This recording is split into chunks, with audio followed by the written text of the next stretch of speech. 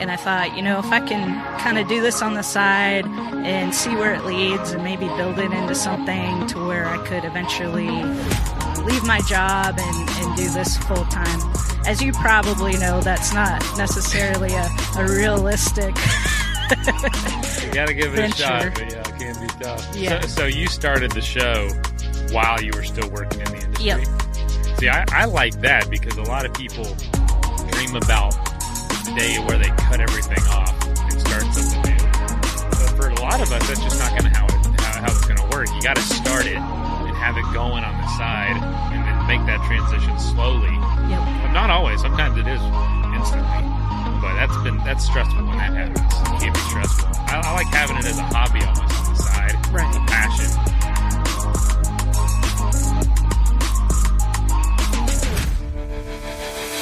Welcome to the Woman Angler and Adventurer Podcast, inspiring real women with a passion for fishing in the outdoors to go get their adventure on.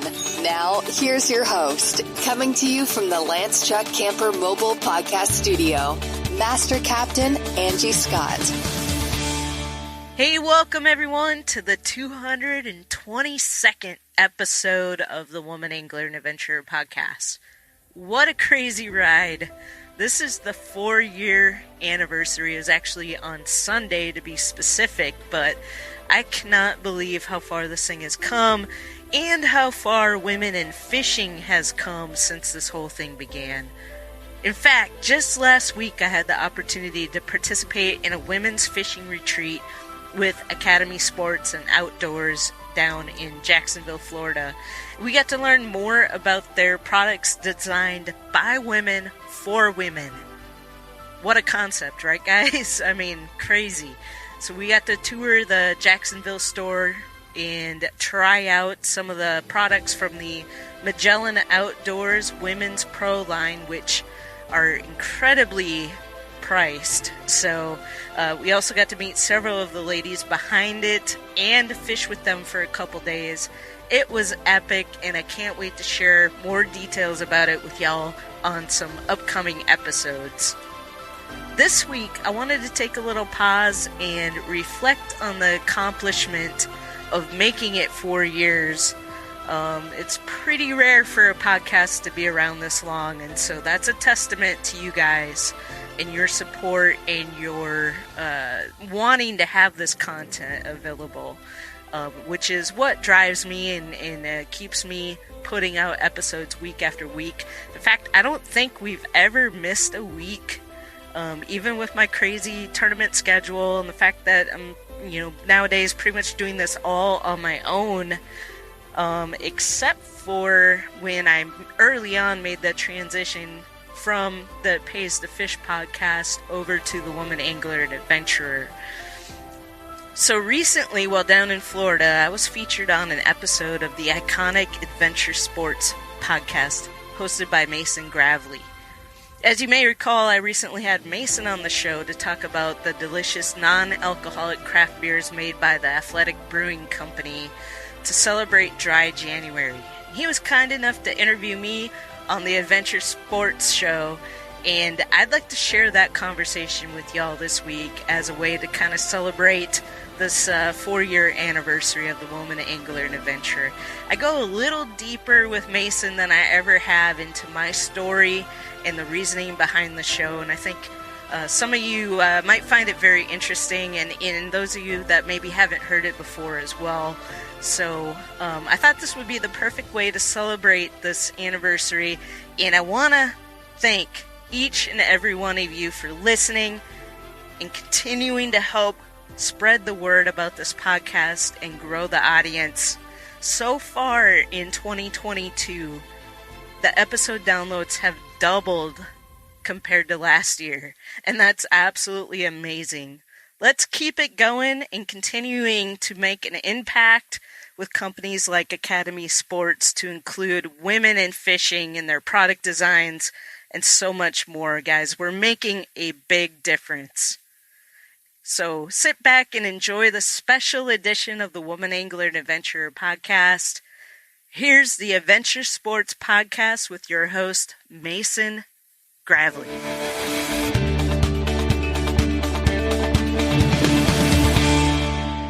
right, folks, welcome to welcome to Adventure Sports Podcast. Today we're living up to our name a little bit.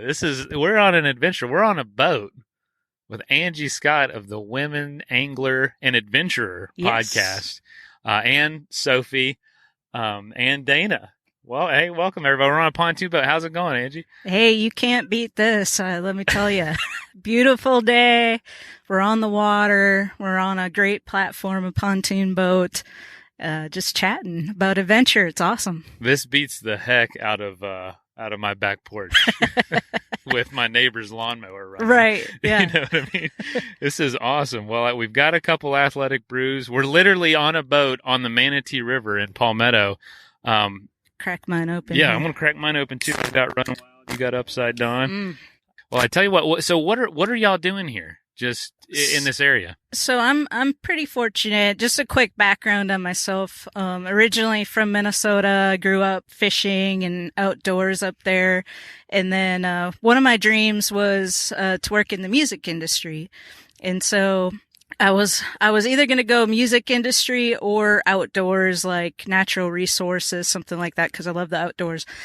Ultimately, I chose to go for the music industry because, I don't know, that's just what my passion was at the time. And so that's what brought me to Nashville, Tennessee. And that's where I'm based out of now. And I worked in the music business for 16 years. It was awesome. But after 16 years of sitting at a desk with, most of my career, I had a windowless office, and me being such an outdoors person, that was really starting to wear on me. And so I started thinking, what can I do to shift my career so I can be outside or not stuck behind a desk all the time. I mean, don't get me wrong, going to concerts at night and meeting cool people, like all that was great, but I just didn't want to wake up at 65 and have sat behind a desk my whole life, you know? Well, you fixed that today, at least. Yeah. Today we're at least not in a windowless office. We are in a windowless office. Well, but it's the opposite. Right. There's no roof or nothing. Yeah. Well, so what kind of a music industry? 16 years. I actually didn't know that. What kind of music? And was it management? Was it just being a part? Was it performance? What was it? So I went to school that there were schools actually in the Nashville area that have music business programs. And I didn't know that existed at the time I started college up in Minnesota, and just happened to stumble across that. And I'm like, well, that's what I want to do. So I need to go to one of these schools with a, specific music industry program. So I didn't really know what I wanted to do. I just studied business. And whereas like most people have their musical heroes, like Van Halen or, whoever, my musical heroes were like the music business people, the record label presidents and stuff like that. And that's who you had on posters on your wall. Yeah, exactly. So anyway, I graduated, just happened to get lucky, and I went to a temp agency. There was a company called Creative Artists Agency that was looking for a temp position. And while I was there at the temp agency, they're like, hey, we have an opportunity for an interview for you if you want to go across town and talk to these people at Creative Artists Agency. I'd never heard of them before. But I went, they offered me the job. I called one of my professors that night. I'm like, I don't know if I should take this job. And he said, take it. Wow. That's awesome. Creative Artists Agency is one of the biggest talent agencies in the world. So they're based out of LA or Beverly Hills. They do, acting. Now they do sports. They're the biggest sports agency. So my hands were in all of that, but my day job I was the head of the contracts department for the booking side of the business. So anytime we book concerts, I handle all the paperwork and collecting the money and stuff like that. So we had like Tim McGraw, anywhere from, You interact with a lot of big names. Oh yeah. Tim McGraw, Martina McBride, Reba, Taylor. I got to go to Taylor Swift's 16th birthday party. Are you serious? How was that? Just ridiculous? I mean, she was just getting started at that time. 16, I mean, she was still kind of the thing at that point, but still very young. And so it was pretty low key. She had like a photo booth, and it was fun, But Wow. I remember, I think she got a pink pickup truck book as her 16th birthday present. That is a pretty cool story, actually, being able to go to her birthday party. I mean, I don't know anyone that's ever been to Taylor Swift's birthday party. So any interesting, I don't know, surprising things to know about any celebrities? Anybody? I know you don't want to probably throw too much shade. Everyone's been really cool that I met. I've heard negative stories about certain people, and when I've met them, that's just not been the case. I think it comes down to everybody has bad days. Oh yeah. And if somebody crosses paths with a celebrity who happens to be having a bad day, then that's the story that gets spread around and you hear, I'm sure there are horrible people out there, that are difficult to work with. I don't deny that. But for the most part, everyone that I've met has been just phenomenal. One of the coolest stories was because we're in the music industry, we don't get to hang out with movie stars that often. Okay, yeah. And so anytime we cross paths with movie stars, that was kind of special for us, A little starstruck. But Tim McGraw, whatever. I see him all the time.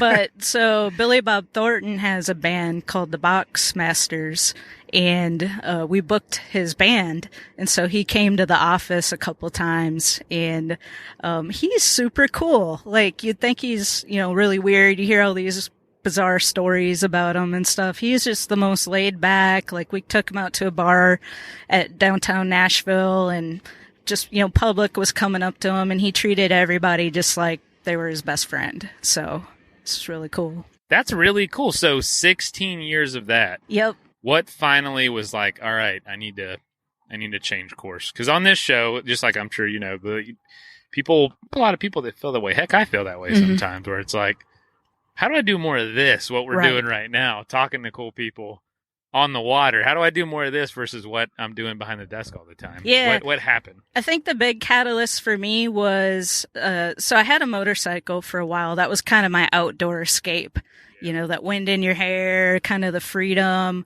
And as Nashville started growing more and more and more and getting more populated, I started getting more scared. But, riding the motorcycle with all this traffic. Yeah. And so I was like, you know what? I don't know. Once you start to feel scared, that's probably the time that you need to get rid of it and do something else. And I've been thinking about getting a boat for a while. There's all these Great Lakes right outside of Nashville that I hadn't been taking advantage of. I've been just, so immersed in the music industry and doing that stuff that I started like fishing a little bit from the shore. And I'm like, why haven't I been doing this the whole time? Because I love the outdoors so much, and this is so great. So I sold the motorcycle and bought a little pontoon boat. And as I started getting out on the water more and more, I was like, this is what I need to be doing. This is, how can I shift my career from what I'm doing now to something completely different, which is, outdoors. So that's where I got the idea to start the Woman Angler and Adventurer podcast. And I thought, if I can kind of do this on the side and see where it leads and maybe build it into something to where I could eventually leave my job and do this full time. As you probably know, that's not necessarily a realistic You got to give it venture. a shot, but yeah, it can be tough. Yeah. So you started the show while you were still working in the industry? Yep. See, I like that because a lot of people dream about the day where they cut everything off and start something new. But for a lot of us, that's just not going to how it's going to work. You got to start it and have it going on the side and then make that transition slowly. Yep. Not always. Sometimes it is instantly. But that's stressful when that happens. It can be stressful. I like having it as a hobby almost on the side. Right. A passion. So how is it going? Did it provide that outlet you were looking for? It did, but not in the way I expected it to. Okay. So, and the decision kind of got made for me too at one point. So one of the other reasons I started the podcast too is because I was the head of the contracts department, and I know that they had already phased out the contracts department in our LA office. Right. And so that kind of gave me an inkling, that's probably coming down the line for me in Nashville at some point. So that was another reason why I was like, I better start working to build something else, Yeah. so when that time comes, I have something to fall back on. What were they doing with contracts then? Was it just automated? A lot of it was getting automated. Technology was improving, but and then the agent's assistants were just kind of taking over and handling all that day-to-day interaction. So I saw that coming, and of course, lo and behold, one day it happened. And so, it was kind of like a weight off my shoulders, though. Really? So what was that conversation like? Like, bring you into the room and yeah, pretty say, hey, much. you're let go. And Yeah. what did you feel initially? I'm sure some fear. I was a little shocked just because I knew it was coming, but it came sooner than I expected it to. So I was a little bit shocked in that regard. But when you've been at a place for 16 years and then one day you just get called in and then boom, it's over. But I wasn't freaked out. It was really a weight off my shoulders, and I already had this. And I'm like, all right, this is my ticket to make this happen, to put full time into it and see what I can do.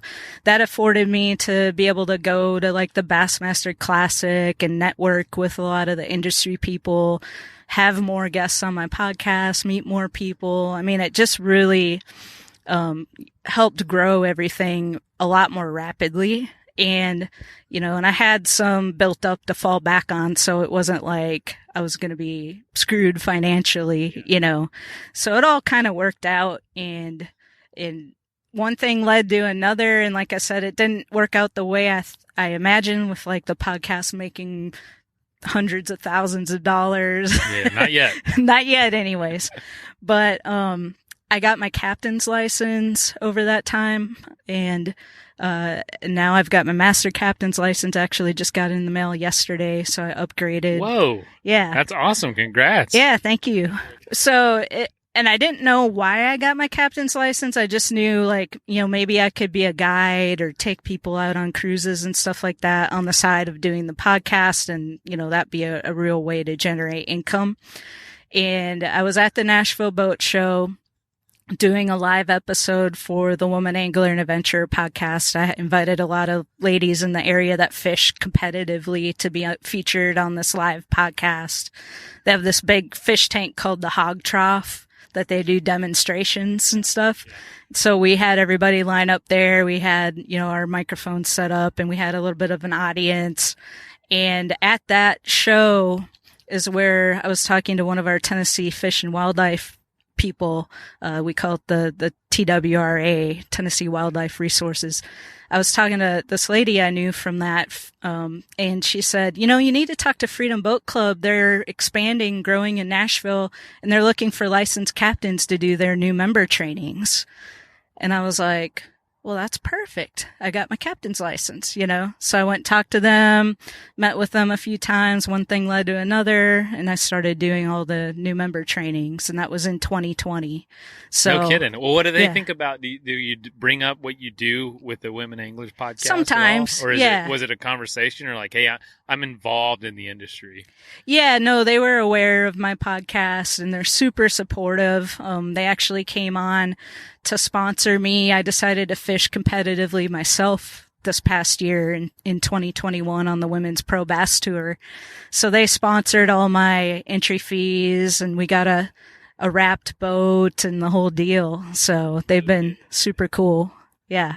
Which is cool, because you never know where it's going to end up. I had no idea I was going to end up in brewing, but you just start going, and you see where it goes. You see where the path leads. So you started the podcast, and what kind of things were you talking about early on? How has it changed since then? So funny you say that. When I very first started the podcast, I started it as a show called It Pays to Fish, kind of selfishly, because I was looking for ideas, because I was still working in the music industry at the time, looking for like career ideas, what I could do in the fishing industry. And there's a lot more you can do in the fishing industry than just being a guide or being a tournament angler. And so I was looking for people that were kind of outside of the box. And you probably knew that from music industry. People probably put you in a bucket of performer or Right. agent, and that's it. Yeah. But there's a lot to it. Yeah, like when I tell people I worked in the music industry, the second question is, "Oh, what instrument do you play?" Yeah, yeah, totally. Keyboard. Yeah. I mean, I do play a little bit of guitar, but not good enough to be a... Yeah, so I had this guy, Casey Scott. He's a marine artist, and he does all the artwork for Hook gear. No relation. Yeah. That might have helped me get the interview with him, though, when he saw the last name. I'm not sure. And then I had a YouTube person and somebody who invented an app for tournaments, just different things. Then I had this lady on who runs this group up in Wisconsin called Wisconsin Women Fish. And I started thinking, I'm like, there's not really any platforms out here right now for women in fishing to or the outdoors or hunting or whatever at that time, to share their stories and kind of inspire others. And that gave me the idea to kind of transition the show, because I don't know if you're familiar, there's already a couple guys down here that have a show called Salt Strong. And, they have a podcast, and theirs was kind of similar already, where they do different things, but they were also featuring people disrupting the fishing industry, making a career in it. And so I thought, there's already that. Not that there's not room for everybody, but I was like, there's not something right now for women. And so that's when I decided to transition it to the Woman Angler and Adventurer podcast. And the whole mission of the show is just to share stories of women who are doing awesome things and fishing in the outdoors in order to inspire others to get more involved. And this year, I've decided to take it a little step further. I'm going to add an extra monthly episode series. So the podcast comes out weekly on Tuesdays. But this year, I'm going to add an extra episode a month called One Day at a Time, which is actually based off of a song I did write. What song? It was recorded by this artist called Ricky Lee out of Pennsylvania, so not nationally known song, but he put it out on Spotify and Apple and YouTube. That's awesome. But it's called One Day at a Time by Ricky Lee. But anyway, the song is just about taking it one day at a time, and it's really inspiring. And there's so many ladies I know right now in the fishing industry that are struggling with health issues and, mental health issues and stuff like that want to share their stories to help others.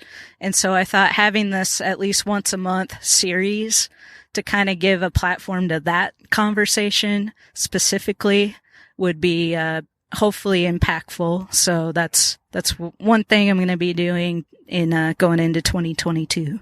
Jeez, there's so many things I want to ask now. So you mentioned starting the show wasn't what you thought it would be when you started. It's going to provide this income and whatnot. What has been one of the most valuable aspects of hosting a podcast and getting to talk to all these people? I mean, more than making any kind of money, which I barely make enough just to pay the monthly expenses, if that, actually, but far greater than that has just been all the connections I've made with people all over the country. I feel like I can pretty much travel anywhere now and have somebody that wants to take me out fishing or, whatever. This past year I started we got a truck camper that we travel around in so we can pull the boat, and we wrapped it and we call it the Woman Angler Mobile Podcast Studio. So as we travel, I try to get together with ladies on the road and interview them and do stories. And I think that would be the ultimate dream right there, to just be able to travel around. Yeah. Oh my god. I mean, how awesome. How does it work as a studio? It works really well. The only problem is, if we're off grid and it's really hot, we need to run the generator. That's a little loud. So it's better to kind of do things outside. But if we're hooked up, somewhere, it's great. It's perfect. Oh, that's awesome. Yeah, and it's perfect. I tell people, because the show is an adventure show, we get guests from all over the world in random places, terrible Wi-Fi, whatever. It's an adventure. And so, it's almost like handcrafted. It just kind of adds to it because it is a show about adventure. We get people in some random places. And same with you. That's why you have adventure in your name, I'm sure. Yeah, I think some of my most popular episodes are when we're on location outside. I've done episodes actually fishing on the boat with like a captain, and we're talking and having a conversation. You can hear all the, the water hitting the boat, and oh, somebody's got a fish on, like those are some of the most popular episodes. So what's been some of your favorite episodes, maybe your favorite types of fishing? Because you've talked about people doing stuff all over the world, all kinds of fishing. What's been some that have really stuck out to you? One cool one recently, I met this lady at the Bassmaster Classic. Her name escapes me right now, but It's a weird name. I know, right? Escapes me right now. But her life, she and her husband just travel around trying to break world records. And she holds Like what? Like size of fish? species, Oh, wow. type of tackle you use to catch a specific type of species. Like there's records for all that. And so they pick out what they want to go after, and then they figure out how to do it, and then they make that their mission. And she's got like 20 some world records at this point. So I love that because, we tell people on the show that, adventure is just the framework for the stories, for the memories. Sometimes you need a reason to go somewhere and make something happen, whether that's a trip to go fishing somewhere, to go paddleboard, or to go biking somewhere. You need that goal to actually make the adventure happen. That's just how we motivate ourselves. So, that's perfect what you were just saying. What's another story that has stuck out to you? Gosh, there's been so many, to be honest with you. There's this lady, Catherine Fields, that she pretty much started from not really knowing anything about bass fishing, and she just decided one day she was going to become a bass tournament angler from a kayak. And so she bought a kayak, just started going out and started signing up for these tournaments. And now, that's her whole life. That's all she does. She just travels all year long. I love following her on social media because she's always on the road, and she's just tournament fishing, her whole life. And she's getting really good at it. Wow. So, from a kayak. Yeah, from a kayak. Now, how, for folks that don't know, how bizarre is that, or how different is It's that? actually growing. It's huge. It's getting really big in popularity, kayak fishing for bass. So, Hobie has a whole kayak tournament trail now for bass fishing, and lots of people are gravitating towards it because it's a little bit more accessible than having to own a $80,000 bass boat. And A little bit. I mean, these kayaks, don't get me wrong, they can still be pretty pricey. You do want to be cognizant of the weather. That's, a little bit more so, just because you can't just zoom on back into the ramp if something comes up. And that was another story. I interviewed this lady up in Crystal River. Jacinda Rose is her name. And she had a pretty harrowing story about getting caught out in a pretty bad lightning storm in her kayak. Yeah.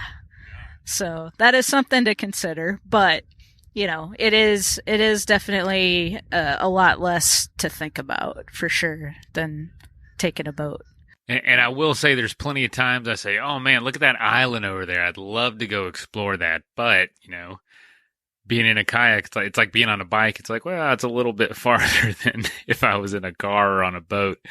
So there is that downside too. But so for you, how has the show evolved over time?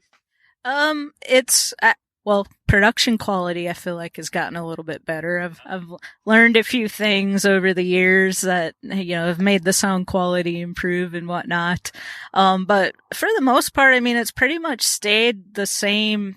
Focus is just, there's no end to how many ladies out there. Like, I always worry, I'm going to run out of potential people to feature on the show. Oh, yeah. No, there is absolutely no end to it. So, that's been great. You know, I never have to worry about getting to the bottom of the barrel, so to speak. No. Well, hopefully it's more and more people all the time are entering the community. Yes, it's been growing quite a bit since I've started the show, I've noticed, and watching, you know, social media and stuff like that. And I think the image has changed a little bit too, because I kind of remember when I first started the show and I was looking at women in fishing on social media, and a lot of them were those ones in their bikinis, you know, out there and that sort of thing. And that's really the charter boat. That's really changed quite a bit. Now you're seeing more, not that these ladies aren't real, but more relatable, I guess, women out there doing it. And so, you know, that's good to see, because I think that helps for other women interested in getting involved to see that, as opposed to, you know, this kind of unrealistic image. They can relate more to that, and that's going to be more encouraging to them to want to, like, oh, she can do it, I can do it, kind of a thing. So what is the most maybe common barrier you hear from women anglers or potential women anglers? Because you're obviously talking specifically to women through your show, and you saw this as something that wasn't being addressed in the podcasting world. What is it specifically, or what do you hear the most from women about getting into fishing? Yeah, I think it's a big thing is just not knowing where to start. Honestly, is like, if they don't know somebody in their immediate circle who's really into it, that they're comfortable with, like asking questions and, you know, saying, hey, will you take me out or show me? Or you walk into a Bass Pro Shop these days and it's like unlimited options of tackle and equipment, and especially here where you've got so many different types of fishing. Here especially, I mean, you know, are you freshwater fishing? Are you offshore fishing? Are you inshore? Are you going in the river? Like, you know, what are you targeting? Spear fishing? Gosh, you could get into all kinds of different stuff. Absolutely. There's so many options. So that's a barrier. I think it's changing in that there's more groups out there now that women can turn to if they're comfortable with that. There's becoming an outdoors woman group that, you know, offers classes and things like that people can sign up for. There's different, you know, co-ed groups, women's groups, so you can, you know, search for people and learn that way, or on social media, connecting with somebody in your area that does it, that's willing to help. And I think most anybody's willing to teach somebody, you know, if you approach them. And for you, what would you say your biggest, you know, reason is for fishing, or the reason you tell people to do it, like the biggest benefit they'll get from their life? For me, it's just that release. When you're out there in nature and you've got something to focus on, you're fishing, you forget about everything else, you know, and that's all that matters in that moment. And I think everybody should have something like that in their lives, whether it's fishing, whether it's you play golf, you know, whatever it is for you that gives you that escape. That's super important. And so that's why I fish. And if somebody relates to that and is drawn to it, then you should by all means pursue that passion. So true. We tell folks that all the time. Do whatever's going to get you out there, and it might change over time too. And so for you, having talked to so many people who've done so many types of fishing, and having done so many yourself, is there a particular kind or style of fishing that you like the best, or you find the most enjoyable? I love it all. I mean, though I grew up walleye fishing, so that's always going to hold a special place in my heart. Anytime I get a chance to do some walleye fishing, I've gotten to take some trips up to Lake Erie, and that's been a lot of fun, either casting or trolling for walleye. I love inshore fishing. That's why I love being able to come down here to Florida over the winter time, and because you never know what you're going to catch. I mean, just in the few weeks I've been here, I've been catching speckled trout. I got a nice snook the other day.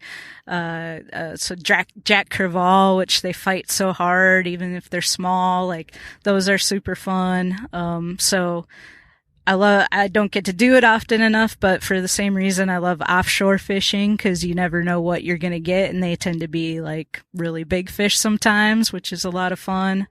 So I just love it all. And of course, competitive bass fishing. That's been fun. I'm going to do it again in 2022. And it's just a challenge, and you're competing against, for me, these women that I compete against, most of them have been doing it for 20 plus years. And wow. So it's definitely a challenge. Jeez. So I actually want to ask more about that. When did it become a goal for you to become a professional fishing, tournament fisher or whatever? When did that become a goal, and how do you begin even pursuing that? It actually came from the podcast because I interviewed one of the founders of the Lady Bass Anglers Association on one of my episodes. And she was just talking about how accessible it is and how these ladies, it's an all women's tour, and they're all super supportive, and they're there to help you and teach you if you don't know what you're doing. Like, nobody's going to make you feel stupid, and so that was kind of what drew me to the idea. And I, started thinking about it more and more and more. And I had this opportunity with Freedom Boat Club. At the time I had a tri-tune, which would be pretty unconventional to fish a bass tournament with. Not undoable by any means, but it would be pretty unconventional. I still fish from an unconventional boat, though. I have a center console Key West, with a T-top, actually. For bass fishing. In freshwater. Yeah. So that is unconventional. I mean, I can still get in like really shallow water, and like I haven't had any issues with any of that. My only issue I've had with it personally has been the T-top. There's been some bridges on some of the lakes we fished that have been too low for me to get under. So it's kind of limited me. So in fact, the first tournament we're fishing this year is the same lake we fished last year for our first tournament, and there's definitely a couple bridges there that I can't get under. So I'm gonna have to like adjust my game plan now that I know this. You take the T-top out or take it lower it or something? Yeah, it's not really one of those removable ones. It's kind of permanent. So I'm gonna have to adjust my game plan, and just knowing that this is the part of the lake I can fish. So jeez. Yeah, I would say that is a little bit unique, but hey, you're going down a unique path here. I mean, absolutely.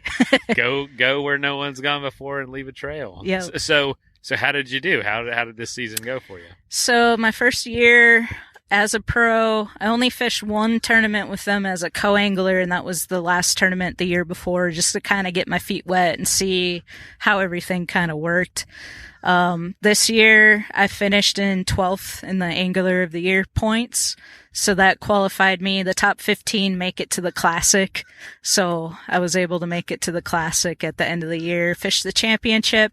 Ironically, finished 12th in the championship too. So I guess 12 was my number for 2021. Yeah, just a dozen, right? Well, yeah. you got best outdoor podcast at the Outdoor Media Summit. So 12th there in first place, outdoor media. Yeah, that's something special. And that was the second year in a row, actually. Yep. So that was pretty cool. So one, you've got once, twice, so another 12 there. So, yeah, there you go. Something about 12. Maybe you need to go get a lotto ticket. Yeah. Everyone that fishes has a story of the one that got away. Is there one for you that of yes. the one or some that have gotten away? Well, one that immediately pops into my mind is the last tournament of the year before the Classic. We were on the Cane River in Louisiana, and it was hot. It was like 114 degrees. Water temp was like in the 90s. So these fish were lethargic. I couldn't figure out how to get a bite to save my life. Like, wow. All practice. We're drifting very close to a channel marker. I'm going to jump up and push if I had to. Yeah. Yeah, I think we're good. So we're fishing the Cane River in Louisiana, and it's super hot. Fish are lethargic. I can't get a bite to save my life. And I mean, couple good fish and you're going to do all right in the tournament Okay, is okay. pretty much what it was coming down to. Some of the ladies did get it figured out. And, you know, again, these are these ladies that have been fishing for 20 years that have way more experience than I do. But, final day of the tournament is day 2, final hours. I still had not caught anything to weigh in. And it was just crushing my soul. I'm like, what is going on here? I got a little bird's nest in my bait caster. So my line was out there and I was pulling the bird's nest out and I got it. So I started reeling in and next thing I knew I had a big fish hooked on. So I was reeling it back up to, you know, recast. Well, the fish had wrapped itself around a post, like a dock post. And it almost happened in a blink of an eye. No sooner, I literally saw the fish, knew I had a big fish on, saw it was wrapped around the dock post, and it came off. Could you see it at all? So- Could you see out there? Or? Yeah, I mean, I saw the fish, and it was good size. Yeah. And so that was heartbreaking. I mean, I don't know if there's anything I could have done about it, because it all happened so quickly. Maybe I could have been paying a little more attention when I was getting that bird's nest out, but yeah, actually, I take it back. That was actually the end of day 1. And so day 2, about the same time, I went back to that same little dock and tried to see if it was still there, but I couldn't get anything to bite. Oh my gosh, that is wild. Yeah, that was a heartbreaking. Any stories like that from a personal, just catching fish, not in a tournament? Yeah, I've got one. I was out just fun fishing on our lake. We actually stay on a houseboat on Percy Priest Lake outside of Nashville. And when I had the Tritoon, we had gone out just kind of fun fishing, just leisurely. And Dana was actually with me when this happened. I hooked into something huge. And I don't know, I never did get to see it, and I think that's the biggest heartbreaker of all, at least if I had gotten to see what it was.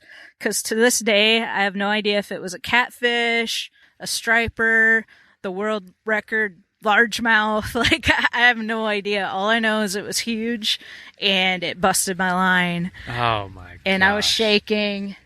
I might have cried. That is awesome. So y'all live on a houseboat. When did that start? Was that while you were in the music industry? Yeah, I was still in the music industry. I was living in East Nashville, and my roommate at the time, she decided that she wanted to maybe start adopting kids and like kind of start a family or whatever. And so I'm like, well, that ain't gonna work. A friend of mine had talked about living on a houseboat, and I was like, that would be really cool because I've always wanted to live on the water. But I hate having to upkeep, like mow the lawn and.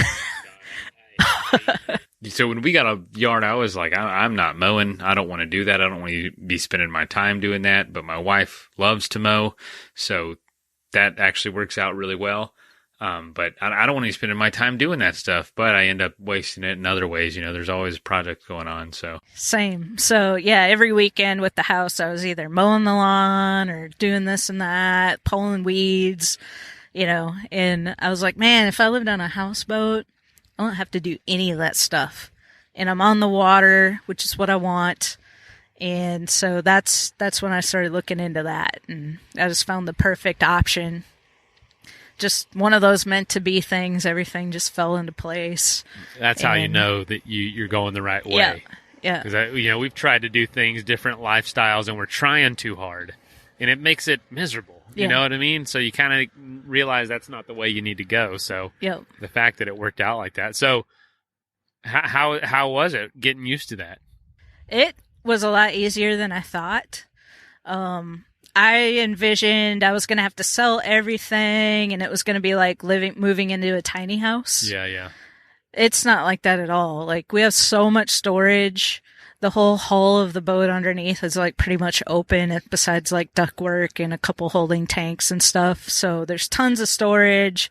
It's a 66 foot by 14 foot wide Somerset houseboat. It's got 3 bedrooms, 1.5 baths. Upstairs, like party deck, I couldn't ask for a better situation. And that probably the most challenging thing is just having a dog and having to walk down the dock to take the dog to land to go potty. That's probably the most challenging thing, which is why we're in Florida in the wintertime. Yeah, I believe it. So we don't have to walk down that chilly dock. Sophie seems so laid back. She's such a good dog. I imagine she's about as good as it gets when it comes to having a dog on a boat. Absolutely. She does not like to get wet, which is also probably a good thing because she doesn't want to jump in, so she doesn't get all smelly and right. You don't have to wonder, well, where'd she go? Yeah. She definitely didn't jump in. No. But she might fall in on accident, which has not happened yet, thankfully, knock on wood, but oh my gosh. So as far as I'm sure people ask this, affordability, how does that compare in that area? A houseboat versus a regular house, is it comparable or much more expensive? Somewhat. You've got your slip rent that you have to pay to the marina, which depending on where you are can be quite a bit.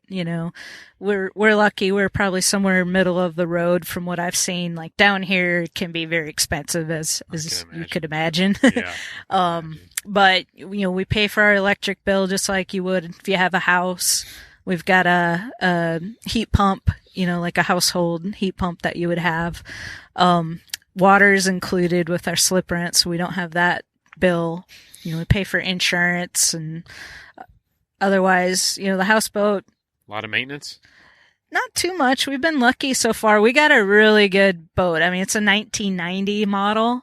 But the people that owned it before, really kept it up really well, with the motors. And we change the oil every year and, try to keep up with all that stuff. We winterize it before we come down here just in case, it does get pretty cold in Nashville in the wintertime. Yeah. So I'm sure it's comparable to like an RV or something. Yeah. There's moving parts. You take it out at all?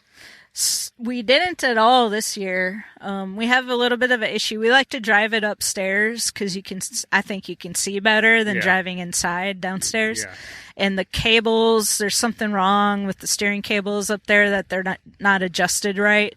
Yeah. And I've been so busy this year that I just haven't had time, to monkey with it. I get it. So we didn't take it out, but we're really lucky. Our whole dock, we're all like one big family. Oh. And whenever they take their boats out, we'll just take our little center console Key West out and tie up with them and hang out, and so we still get the experience without having the worry or, having to pay for the gas to take the big boat out. Oh, that's awesome. I love it. So what would you say, I don't know, maybe one of the biggest lessons you've learned going your own path these last... When did you start the show and leave the music industry? Oh, gosh. The year escapes me. I'm on my 217th episode now. So, a little over 3 years. So 3 years ago. And you started the show how long before you ended your career? It was like a year before I left. Yeah.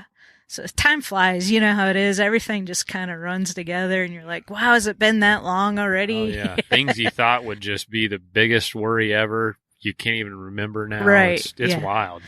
It's wild. I mean, I'd say the biggest thing for me, and it's just go for it. I mean, I've always had that mentality of if you're scared of it, do it. I mean, for the most part. I still have to get over my fear of public speaking. Oh, as a podcast host? Yeah, I know. Well, I was supposed to actually present with you at the Outdoor Media Summit. Oh, yeah. On podcasting. And now I think I could do it because now I've been there and I kind of see what it's all about. But in my head, I'm picturing like a TED Talk, Yeah, it's got to be perfect. And I'm like, I don't know if I could do that. Oh, yeah. No, we're all just floundering up there. Every other talk I went to was pretty laid back. Yeah. I was nervous as could be. I couldn't tell. I was quivering and all that, my voice shaking, and I always get nervous before I get up in front of people. I've done it so much now that it's like that's just part of it. Right. I mean, heck, there's professional performers. I was just listening to one of my favorite comedians, and they were saying that they get just gripped with fear every time they walk out on stage. And I'm like, this is your career. How is that? You just realize even the biggest people are feeling it. Yeah, I read a book recently called the 5-4-3-2-1 method, I think it's called, or rule. And she said the way she deals with it is she reframes that nervous energy as excitement. So she tries to like train her brain that when she feels that way, it's actually she's just excited. That's something that I want to try to work on. How I think about it is like that feeling is a good feeling, right? But I've never thought about it as like a excitement. But that's a good way to think about it. Yeah, because it's the exact same stuff going on in your body. Pretty much. Yeah. So you didn't speak there, but are you going to be at the one in Tahoe? I hope this so. Year? I guess it's this year now. It's 2022. I'd love to. I've only been to Tahoe once, and it's been years ago, so I'd love to come back. And I hear there's some pretty good fishing around there. So. Oh yeah, so it's a heck of a lake there. So it's got to be something.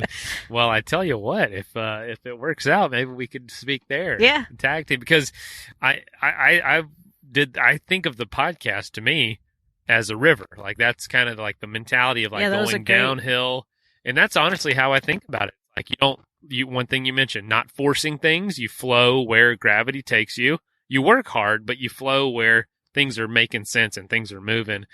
And obviously, if I'm talking about that and you're talking about fishing, it's just going to go hand in hand. Yeah, you know what I mean. So yeah, no, that was a great metaphor. I thought that was perfect, actually.